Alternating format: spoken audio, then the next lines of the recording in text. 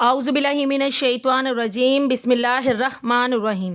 السلام علیکم بچوں، میں امید کرتی ہوں آپ سب خیریت سے ہوں گے اور اپنے گھروں میں محفوظ ہوں گے۔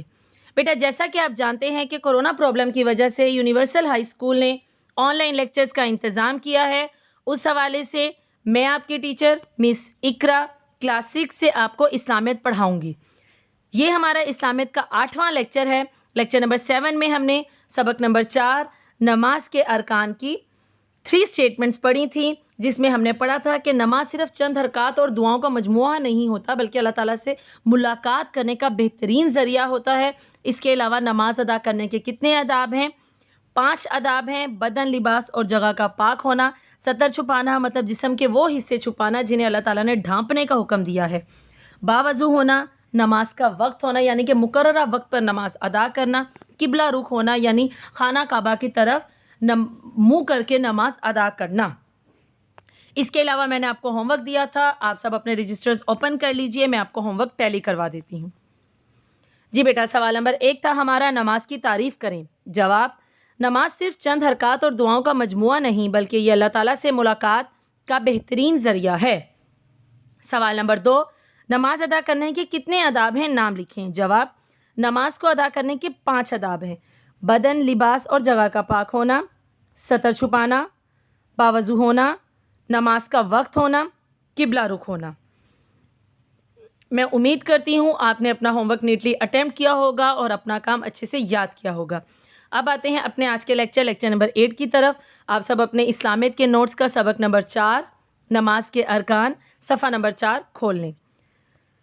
اسٹیٹمنٹ نمبر 4 سے ہم نے پڑھنا ہے، پہلے میں ریڈنگ کروں گی، اس کے بعد آپ کو مزید سمجھاؤں گی۔ نماز کے 9 ارکان ہیں۔ نماز کے لیے کھڑے ہونا، نیت کرنا، تکبیر تحریمہ، قرأت، رکوع، قوما، سجدہ، جلسہ، قعدہ۔ صفحہ نمبر 5 پہ دیکھیے، نماز کے لیے کھڑے ہونا، وضو کر کے خانہ کعبہ کی طرف منہ کر کے کھڑے ہونا، نیت کرنا، نماز ادا کرنے کی نیت کرنا یعنی دل کے ساتھ ساتھ زبان سے بھی اقرار کرنا، تکبیر تحریمہ، نماز شروع کرنے کے لیے اللہ اکبر کہنے کو تکبیر تحریمہ کہتے ہیں۔ قرأت، نماز میں قرآن مجید سے کم از کم 1 بڑی یا 3 چھوٹی سورتوں کی تلاوت کرنے کو قرأت کرنا کہتے ہیں۔ رکوع سے مراد اتنا جھکا جائے کہ سر اور کمر برابر ہو جائیں۔ قوما، رکوع کے بعد سیدھا کھڑا ہونے کو قوما کہتے ہیں۔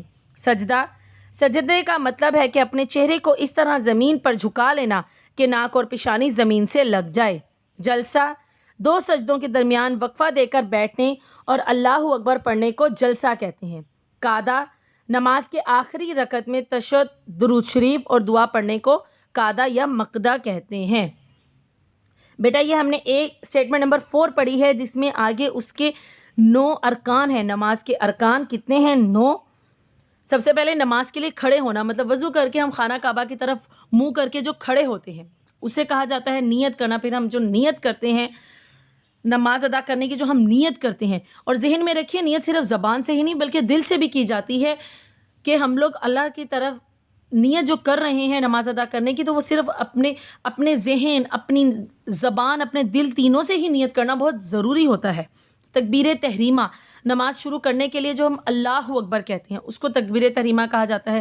نماز میں قرآن مجید سے کم از کم 1 بڑی یا 3 چھوٹی سورتوں کی تلاوت جو کی جاتی ہے انہیں قرأت کرنا کہتے ہیں۔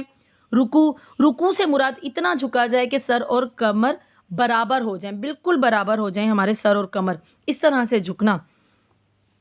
قوما، رکوع کے بعد سیدھا کھڑا ہونے کو قوما کہتے ہیں۔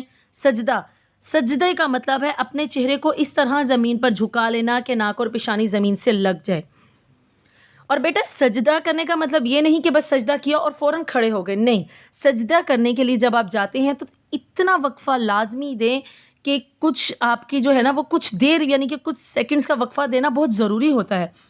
ہم لوگ نماز کیسے ادا کرتے ہیں کہ بس فوراً سجدہ کیا، فوراً قوما کیا اور فوراً کھڑے ہو گئے، فوراً رکوع کیا اور جلدی سے نماز ادا کر لی، نہیں، تھوڑے وقفہ دیا کریں اپنے ہر جو بھی ہم حرکات نماز میں کر رہے ہوتے ہیں ان میں وقفہ لازمی دیا کریں۔ جلسہ، 2 سجدوں کے درمیان جب ہم وقفہ دے کر بیٹھتے ہیں اور اللہ اکبر پڑھتے ہیں اس کو جلسہ کہتے ہیں۔ قادہ نماز کے آخری رکن میں جو ہم اشہد اللہ پڑھتے ہیں، تشہد اسے کہتے ہیں، درود شریف پڑھتے ہیں اور اس کے بعد دعا جو پڑھتے ہیں اس کو قادہ یا مقدہ کہتے ہیں۔ بیٹا نماز کے ارکان ہم نے پڑھے ہیں آج کے لیکچر میں، اور سب سے پہلے یہاں پہ میں آپ کو دوبارہ بتا دوں جو سب سے ضروری بات ہے، نماز ادا کرنے کے لیے صبر و تحمل ہونا بہت ضروری ہے۔ جلد بازی میں نماز ادا کرنے کا کوئی فائدہ نہیں ہے۔ تسلی سے آہستہ آہستہ نماز ادا کیا کریں، جیسے قرآن پاک کی تلاوت کے لیے حکم ہے کہ ہر لفظ کو آہستہ پڑھیں اور تسلی سے پڑھیں کہ ہر لفظ کلیئرلی آپ کو خود کو بھی سنائی دے کہ آپ کیا لفظ پڑھ رہے ہو۔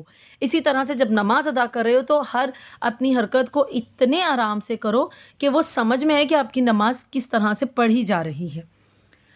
بیٹا آپ نے یہ ساری اسٹیٹمنٹس کو اچھے سے یاد کرنا ہے۔ نماز کے کتنے ارکان ہوتے ہیں؟ 9 ارکان۔ آپ سے یہ بھی سوال پوچھا جا سکتا ہے ان ارکان کے نام کیا ہیں، یا ہر رکن کے بارے میں الگ الگ بھی آپ سے سوال پوچھا جا سکتا ہے، یا آبجیکٹیو بھی اس میں سے بنائی جا سکتی ہے۔ اس کے علاوہ بیٹا میں نے آپ کے لیے ہوم ورک نکالا ہے، اس میں سے آپ وہ ہوم ورک دیکھ لیجئے۔ سوال نمبر 1، نماز کے کتنے ارکان ہیں نام لکھیں۔ ایک ہی سوال ہے اس کا، اس میں آپ نے کتنے ارکان ہیں یہ بتانا ہے، پھر ان کے نام لکھنا ہے۔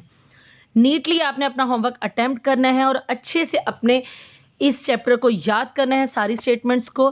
کل کے لیکچر نمبر 9 میں انشاءاللہ ہم سبق نمبر 5 نماز جنازہ شروع کریں گے۔ اپنا بہت سا خیال رکھیے اور اپنا سارا کام ساتھ ساتھ مکمل کیجیے۔ اللہ حافظ۔